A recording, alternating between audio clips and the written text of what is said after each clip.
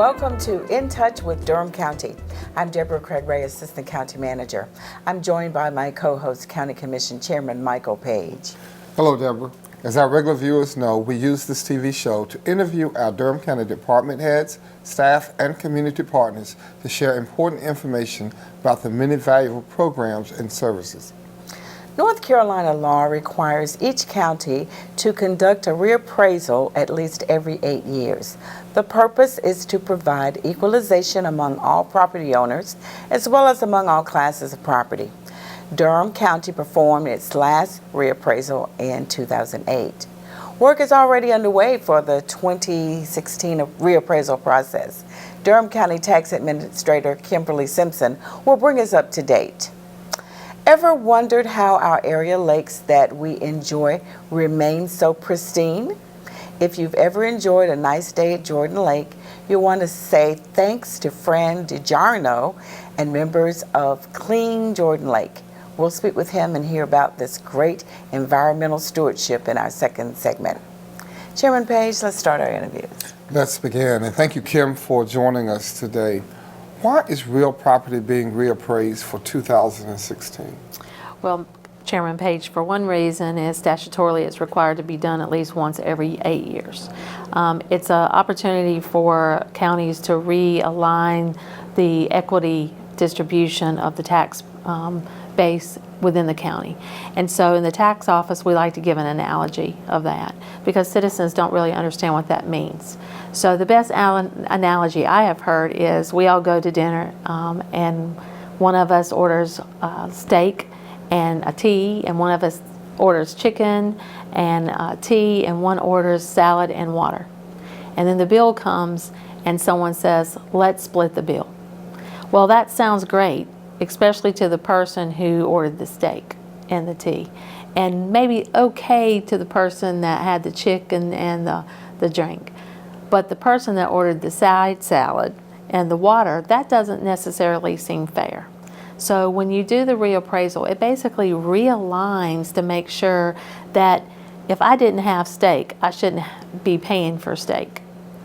So if my property has changed over time in the market, then it needs to reflect what that market is saying that it is. And that's why counties are required in North Carolina to reappraise at least once every 8 years.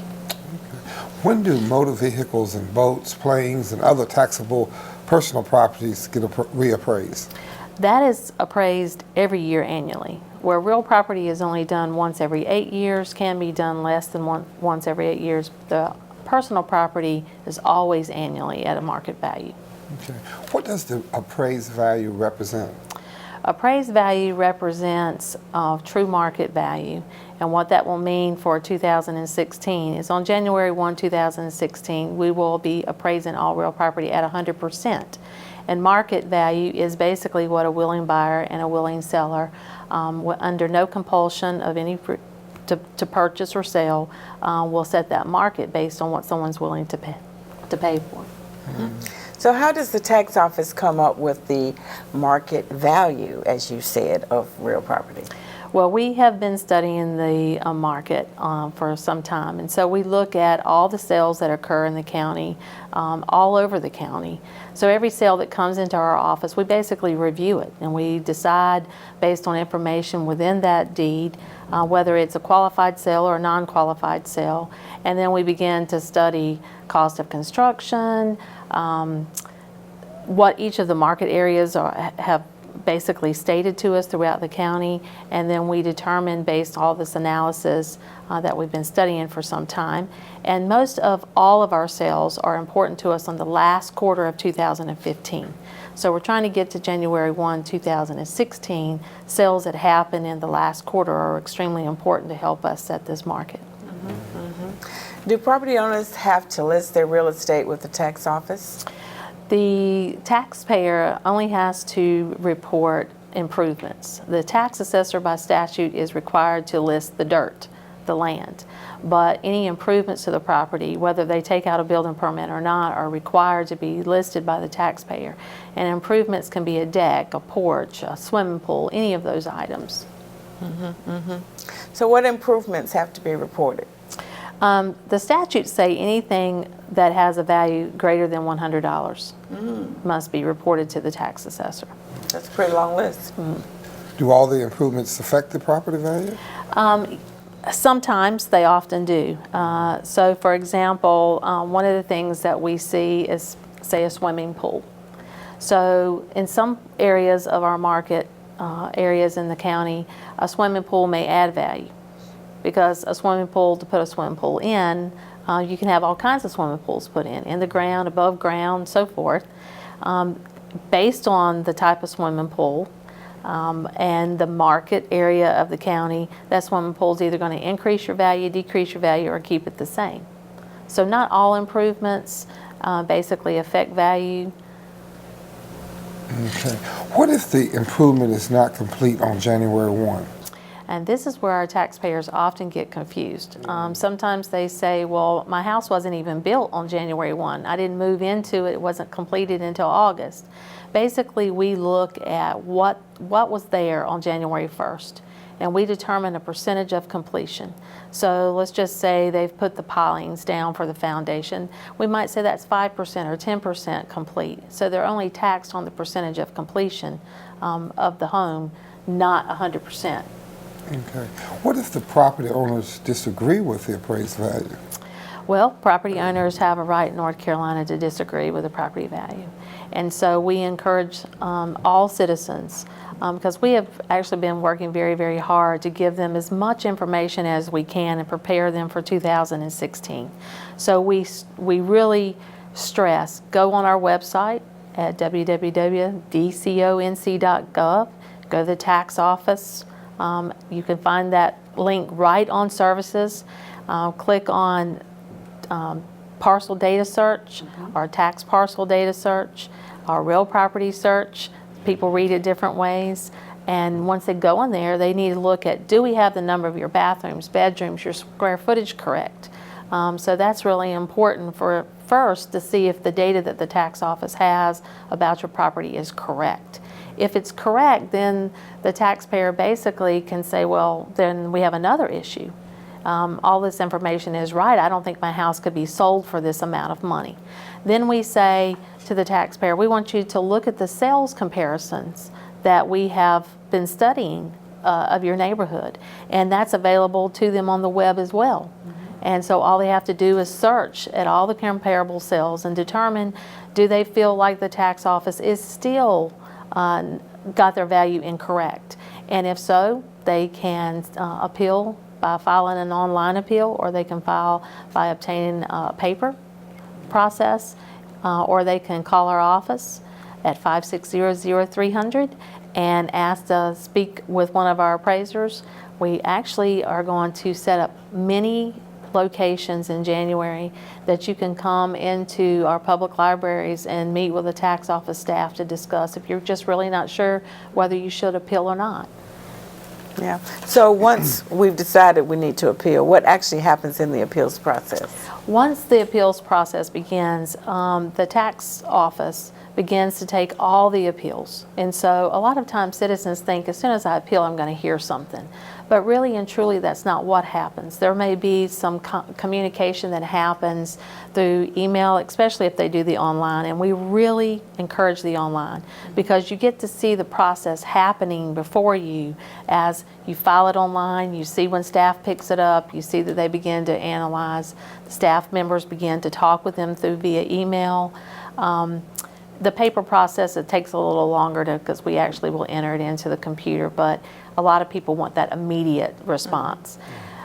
Staff begins to analyze all of the appeals. So if all these neighbors begin to appeal, then we say, is there a problem in the neighborhood?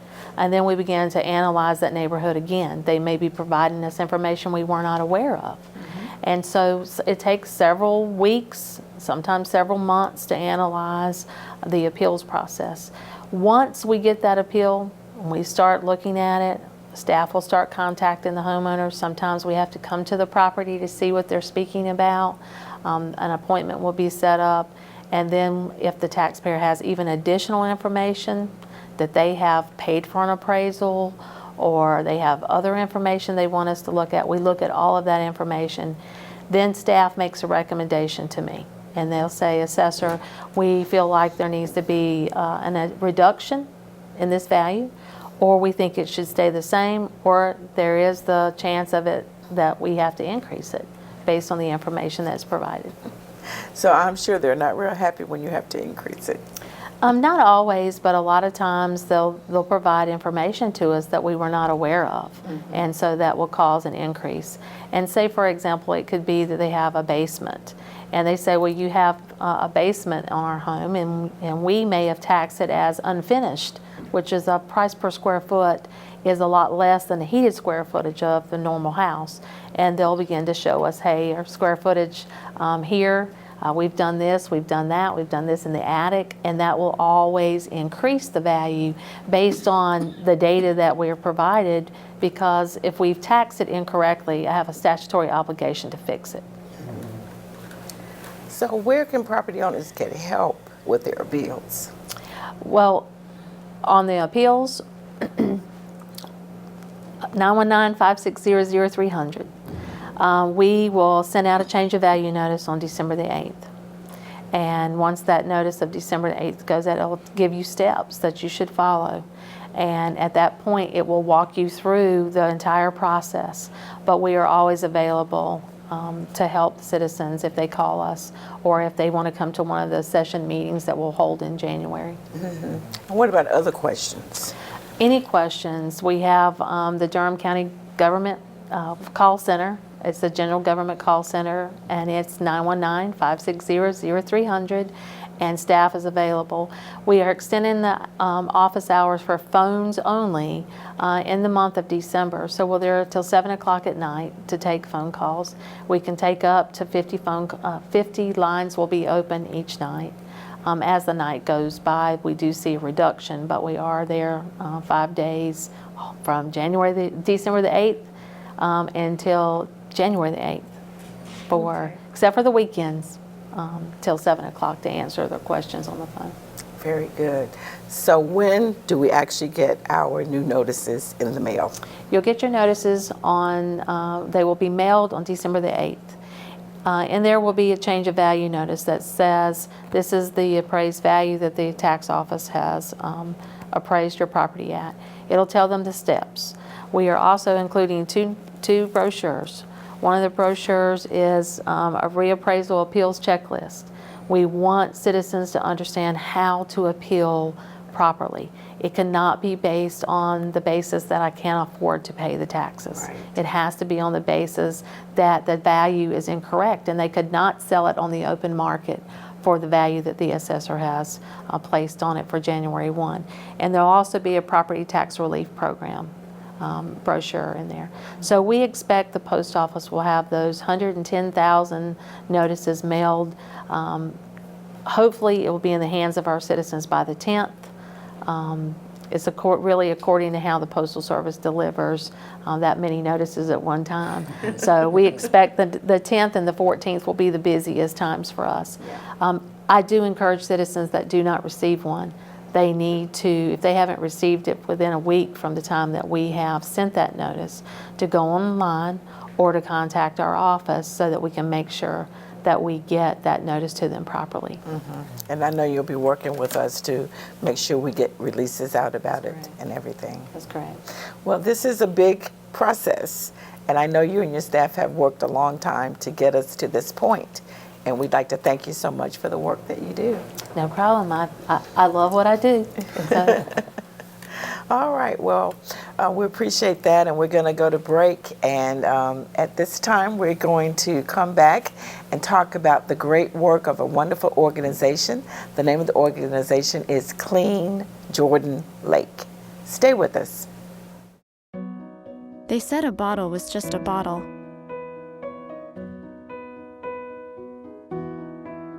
That no one would ever notice me.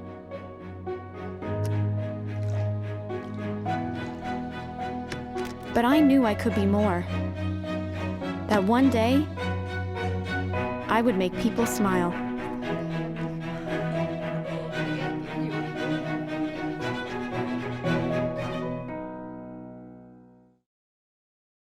Welcome back. We are fortunate to live in an area that has several recreational lakes nearby.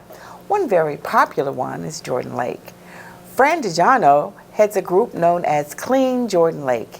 He's here to talk about the work of his very important group. Chairman Page, let's begin our conversation. Absolutely. Fran, thanks for joining us today. And for new residents of the area, what is Jordan Lake and where is it located? Jordan Lake was originally created for flood protection in 1981. It's a federal project, and it actually has three purposes. Flood protection is primary purpose, but also to encourage recreation and as a public water supply, including, in the future, Durham.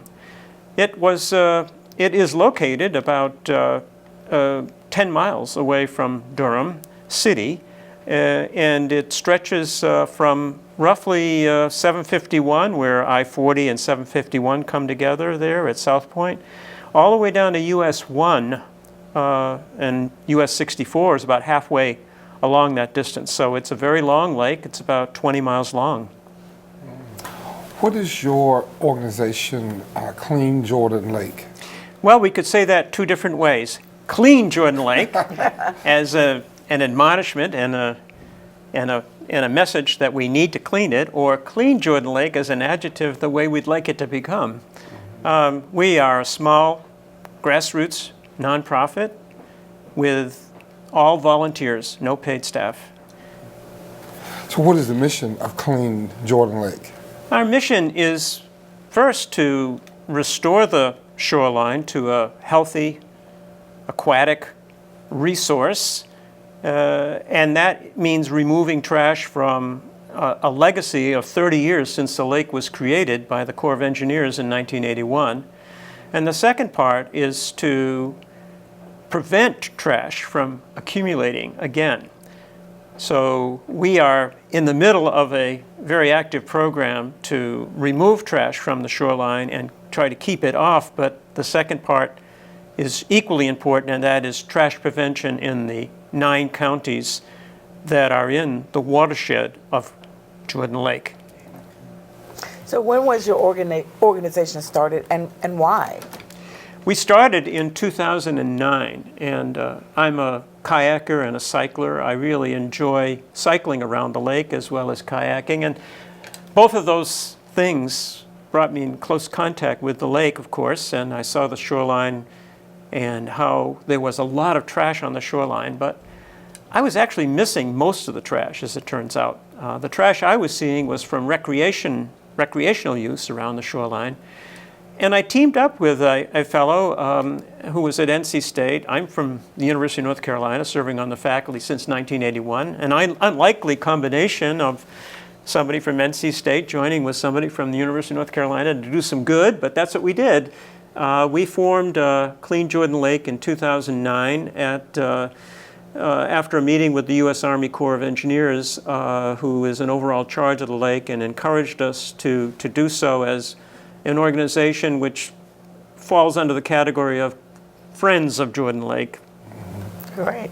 So who are some of your regional supporters, or who do you coordinate with? Yes. Well, we're, first of all, an official partner with the U.S. Army Corps of Engineers. They allow us to use their facilities, they provide logistics support, and we give them back what we hope is a cleaner shoreline, which they are very interested in, and protecting aquatic life and wildlife habitats along the shoreline, and protecting all of its potential uses. We also cooperate with Chatham County in the Chatham County Division of Solid Waste and Recycling. We work with the Wildlife Resources Commission because they manage a tremendous land area around the lake.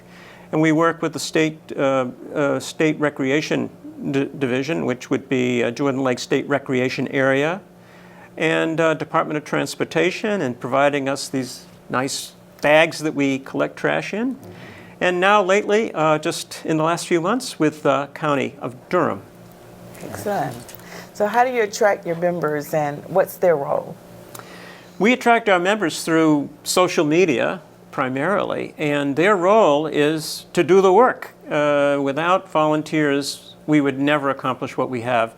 My wife made me aware of the fact that She said in 1982, when I was complaining about the lake, she said, "Fran, you're not going to do this by yourself. You're not going to clean the whole lake." So we really depend on our volunteers for all of the hard work that they have to do in removing trash from the shoreline. Recently, you invited a group of elected officials on a tour. Whose idea was that, and what was the goal of that gathering, and how did it go? Well, I actually thought about doing this because we know in the long term, to reach out to all 9 counties in the watershed. The watershed is it's extensive. It reaches up all the way to Greensboro and to Hillsborough. It covers all of the Haw River, 60 miles of length, and all of New Hope Creek watershed. So we knew that we needed to make an effect on trash prevention. We needed to get cooperation of all the counties. And we started with Durham County, and we were fortunate, very fortunate, to get 4 of the 5 commissioners, including you, Commissioner Page, which we're very appreciative of. And we got 2 of the Durham City Councilors and 2 others in Durham City government involved in environmental issues, and a representative from El Centro Hispano, from the Latino community, to participate. And our goal was really to make them aware of the lake as a resource and the beauty of the lake, which I know you saw, but as well the accumulation of trash on the shoreline. And I know you saw that because you were out there helping us clean up. That's right. It was great opportunity to really see what you really do there. But are there opportunities for young people to participate in your organization of cleanup efforts? Yes, we have outreaches to various high schools in the area. We're hoping to expand that again, reaching out to Durham County in our most recent efforts here to embrace other counties. But we've gotten students from several of the high schools to come out, either because they want to do a community service day for a class, or they're required to do some service hours for a class. And even younger children are coming out. We have the YMCA, for example, with their guides program, where dads come out with their princesses, their little girls, or with their braves, their little boys, to do cleanups. In fact, I'm meeting a group at the lake this Sunday to do such an event, dads and children. And so this is a time when we can reach these children with a message early on in life that it is so important to never leave any trash anywhere, because if you leave it somewhere, it will end up at the lake if you're in the watershed of the lake. What are some of your group's accomplishments? Well, I have before me, as you can see, some examples of trash, some very strange items, but also some items we'd probably well recognize. We find many of these oil cans, some with oil in them, many kinds of hydraulic fluid containers, gasoline containers, the usual thing of the plastic bottles, the children's toys, all of this stuff. Most of this stuff is coming from somewhere else than from recreation around the lake. And what we're really most interested in is the rainfall on the watershed. As we have today, a lot of rainfall. All of that rain falls on the watershed extending up to Greensboro and up to Hillsborough and flushes everything off the land that's there, including some very strange objects, which I guess to our advantage become what we call trash treasure hunt prizes. We label these when we find them, and anyone who finds them gets a merchandise prize that we get donated from various organizations or companies in the Triangle area. So what we're trying to do really is to remove this trash from the shoreline. And we have to come back every time it rains, because the same area will be filled with trash again after a rainfall. Oh, wow. So what activities are you most proud of? Well, I should say I'm proud of the fact first that we've had 4,000 plus volunteers come out to this lake. And they are from a wide range of ages and different parts of our wonderful Triangle area here. And I'm just proud of the fact that we've been able to embrace so many different organizations in this effort. throughout the work that we've done, we've got now into an Adopt a Shoreline program, which is like the Adopt a Highway program. We've built that to 16 different groups that take charge of a little section of shoreline and protect it as part of a really community effort where people get together as a small group to work for us in this effort. So I'm just proud of everything that we've been able to accomplish with no paid staff, which is the hard part. Total volunteers. So how can people join Clean Jordan Lake? They can reach us through just simply cleanjordanlake.org online, and that will direct them to a separate site that we call, it's a meetup.com site called Help Clean Jordan Lake. And when we say Help Clean Jordan Lake, it means you sign up and you volunteer looking for the next event that we advertise there, and you might sign up, or you may say, I'm sorry, I'm busy. But at some point, you'll come back, you'll be on our list and receive invitations to various cleanup events. Now, I know you've got one surprising item that you wanted to show us that you Yes. found in your cleanup, and I was really surprised. Thank you very much for reminding me of that. This is a water meter cover from the city of Greensboro. So if anybody challenges the question about, well, where does trash come from? It can't come from from Greensboro, can it? Well, here is evidence. Actually, we found 2 of these water meter covers from the city of Greensboro, and believe me, they couldn't have gotten there any other way but down the Haw River. And while it seems improbable, this is where about 80% of our trash originates from, on the Haw River and on the New Hope Creek on the Durham side. So even though Durham is a smaller watershed compared to the Haw River, it is a significant source of trash. And so this is a great illustration of just how far material can travel in a rainstorm. Thank you for asking that. Absolute proof indeed. Well, we're about out of time. Is there any one thought you'd like to share before we end? Well, as I said earlier, we are really interested in building the trash prevention program, and as part of that, we really want to develop next year a grant proposal that will go for making a very powerful, effective public service announcement. As you think back, maybe you remember the teardrop in the Native American Indian, which was the Keep America Beautiful campaign about trash. And frankly, I don't think I've seen anything since then. And we'd like to make something as powerful and as effective as that PSA that we can show locally throughout the Triangle area and beyond by having that go out to our TV networks and put it on social media, of course. Well, that's fantastic. Well, thank you so much for what you do, and we will have to have you back just to hear how things are going. Thank you very much. All right. Well, we've had another great show, Chairman Page. Another show, and we really do appreciate you coming to share with us today. And thank you, Deborah. I can't wait to see what we will discuss next time. Well, we'll take a little break for the holidays, and then we'll come back with something really great. From all of us at Durham County Government, thank you for watching, and happy holidays.